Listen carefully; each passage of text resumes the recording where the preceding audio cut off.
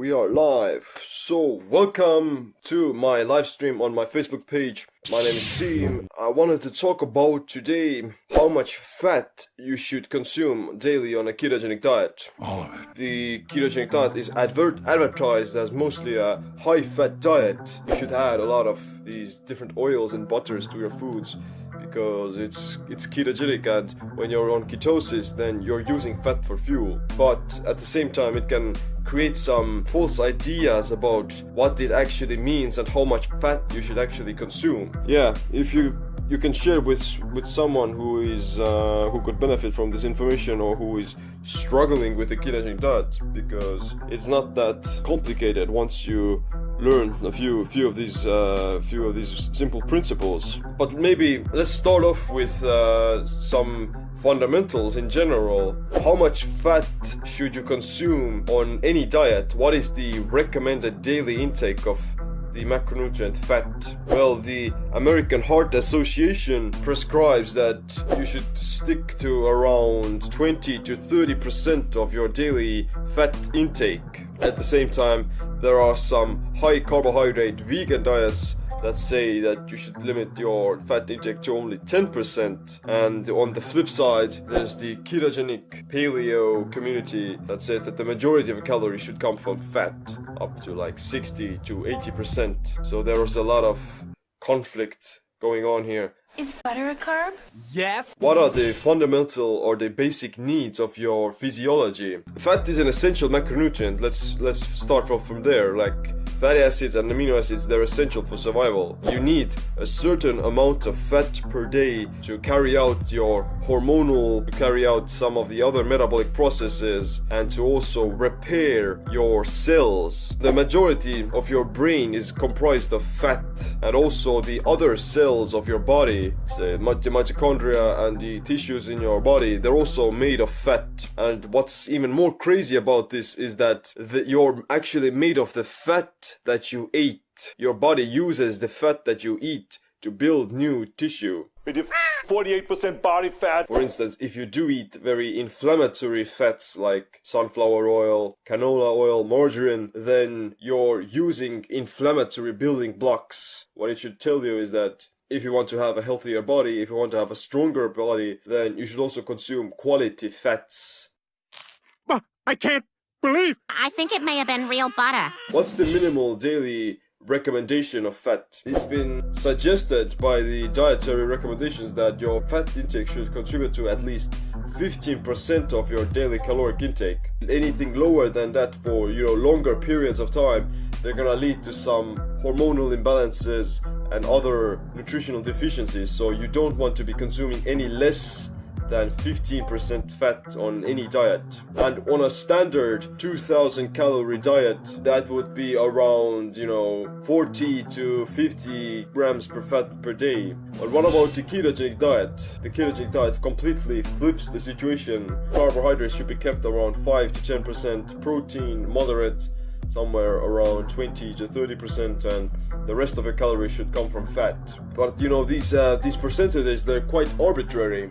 They might give you some false ideas. If I have like 200 grams of fat to eat per day, then I get these crazy ideas of adding sticks of butter to my coffee, spilling oil all over those things, all over your foods, and consuming copious amount of fat. The problem is that it's not the high amounts of fat that makes a diet ketogenic, but it's the low amounts of carbohydrates that makes you ketogenic. You can get actually into ketosis by consuming no fat at all. When you start to fast, then you establish the state of nutritional ketosis quite quickly, even after a few days. The reason why it happens is that you suppress insulin and you lower your blood glucose levels, which will then allow your brain and muscles to actually start utilizing the ketones for energy. So it's not the high amounts of fat that will put you into ketosis, but it's the suppressed level of insulin and glucose. And what it also means is that you don't need to be eating copious amounts of fat to establish ketosis or to maintain it. Wait a minute. At the same time, the fat that you eat, it does serve a purpose, especially on the ketogenic diet, because it is your primary fuel source. When you look at the macronutrients, your protein intake should remain quite stable. You know, you have only a certain amount of protein your body can use per every single day. And when you're on the ketogenic diet, then your carbohydrate intake already needs to be quite low so that you could indeed get into ketosis. And the last piece of the puzzle is fat that will comprise the rest of your calories. Hang on a second. And the biggest problem or the biggest misconception about all these things is that you can eat this unlimited amount of fat and you will still lose weight. That is not true, because you can't escape the basic thermodynamics of your physiology. To lose weight, you still need to be in a caloric deficit, at least to some degree. The thing is that when you're in ketosis, it's that much easier to eat less calories because you will feel more satiated, and you will also have a more fat-burning hormonal profile, let's call it that way. God damn it, Pete. Why are you fat? And if you do indeed want to lose weight on a ketogenic diet, then you will have to do it at the expense of your fat intake. Your protein is stable, you would stick around somewhere 0.7 to 1.0 grams per pound of body weight.